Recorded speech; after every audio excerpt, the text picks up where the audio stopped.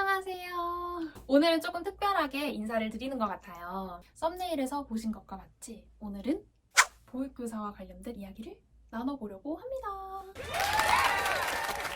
저는 지금 어린이집에서 근무를 하고 있는데요. 이제 보육교사와 관련된 컨텐츠를 좀 보시고 보육교사는 어떻게 될 수 있는지, 취업 준비는 어떻게 했는지 많은 분들이 궁금해 하시더라고요. 아무래도 처음 시작하시는 분들은 굉장히 막연하고 어려울 것 같다는 생각이 들었어요. 그래서 이번 영상에서는 보육교사가 될 수 있는 방법과 보육 실습, 그리고 취업하는 과정까지 저의 이야기를 한번 녹여내서 이야기를 전달해 드리려고 합니다. 이 영상을 끝까지 시청해 주신다면 보육교사 되기 어렵지 않으실 거예요.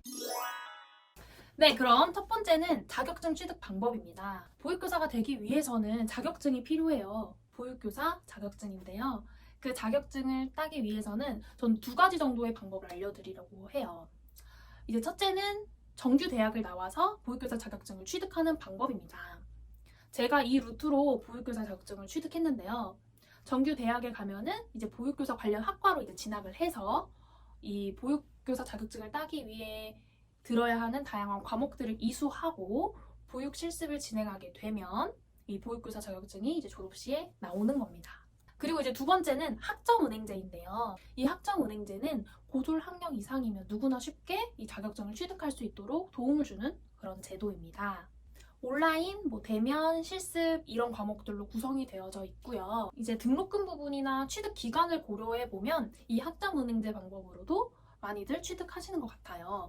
실제로 보육교사가 되기 위해서 저한테 이제 연락을 조금 주시는 분들을 보면 10대에서 40대, 50대까지 굉장히 연령이 다양하더라고요. 아무래도 정규 대학에 이제 진학하기에는 조금 어려운 부분이 있으신 분들도 많은 것 같아요. 그럴 때는 이 학점은행제도 관심을 가져보시고 자격증 방법에는 이런 방법도 있다라는 거를 알아주시면 좋겠습니다. 이 학점은행제를 통해서 자격증을 취득하고 취업한 사례들도 굉장히 많다고 해요. 다음으로는 보육 실습 관련된 내용입니다. 보육 실습은 꼭 이 보육교사 자격증을 취득하려면 이 실습을 해야 자격증을 받을 수가 있어요. 이 보육 실습 같은 경우에는 저의 경험을 한번 생각해보면 제가 이제 취업하고 싶어 했던 유형을 좀 생각해보고 그 유형과 관련된 여러 어린이집에 저는 이제 직접 보육 실습지를 정했거든요.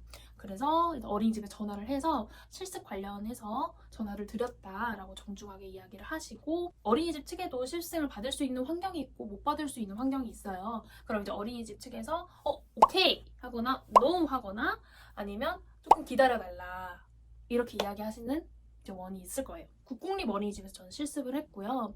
이 실습을 하면서 이 어린이집의 하루 일과에 대해서 조금 많이 익힐 수 있었고 그리고 제가 직접 수업을 진행하고 부분 수업도 해보고 하루 이제 올데이 진행도 해보고 하면서 현장에 나가기 전에 필요한 좀 역량들을 기를 수 있었던 좋은 시간이었습니다. 자, 이제 세 번째는 취업에 대한 이야기예요. 취업 꿀팁에 대한 이야기인데 일단 보육교사는 이제 취업 공고가 떠요. 취업 공고가 뜨게 되면은 보통 서류, 면접 이런 순으로 이제 진행 과정이 이렇게 되거든요. 서류에는 자기소개서나 이력서 같은 서류를 제출하게 되고요. 그 다음에 서류에서 이제 통과가 되면 이제 면접을 직접 보면서 취업에 이제 확정이 나게 되죠. 네, 저는 이제 면접 진행을 하는데 다대다 면접을 봤었어요. 제가 취업할 때는. 그래서 이제 6명의 원장님들과 5명의 선생님들이 함께 다 같이 면접을 보았답니다. 저는 가장 중요한 게 조금 밝은 얼굴, 밝은 표정? 이게 굉장히 중요한 것 같아요. 아무래도 첫인상이다 보니까 첫인상이 굉장히 중요한 거 아시죠? 밝은 얼굴, 밝은 표정.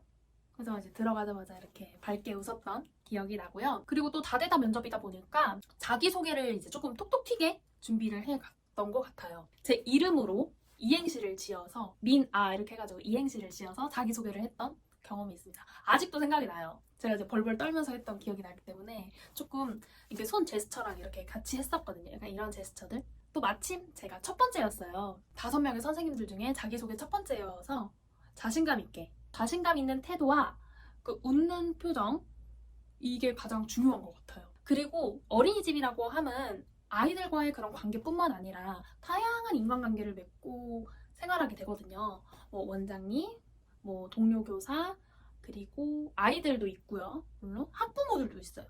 그리고 요즘엔 조부모님들도 많이 계세요. 그렇기 때문에 정말 다양한 인간관계를 맺고 생활해야 되는 직종이기 때문에 이런 인간관계에 관련된 질문들도 많이 나올 수가 있습니다. 좀 염두에 두시고 상황 질문들도 준비해 가시면 좋을 것 같아요. 그리고 저는 보육교사 자격증 말고는 제가 내세울 만한 게 진짜 없었어요. 뭔가 자격증이나 뭐 다른 선생님들 보면 뭐 동아구연이나 현장에서 쓰일 수 있는 다양한 자격증들을 많이 취득하고 오시는 분들도 계시더라고요. 이런 게 없어도 내가 꼭 이 일을 하고 싶다라는 의지를 보여주신다면 취업 잘 하실 수 있을 겁니다.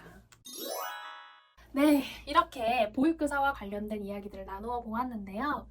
제가 현장에 일하면서 느껴지는 것은 이 보육 현장은요, 예상치 못한 상황들이 굉장히 많이 벌어지는 그런 곳이에요. 그렇기 때문에 다양한 자신만의 그런 우선순위를 정해놓고 척척척척 해낼 수 있는 그런 능력이 굉장히 중요한 것 같습니다.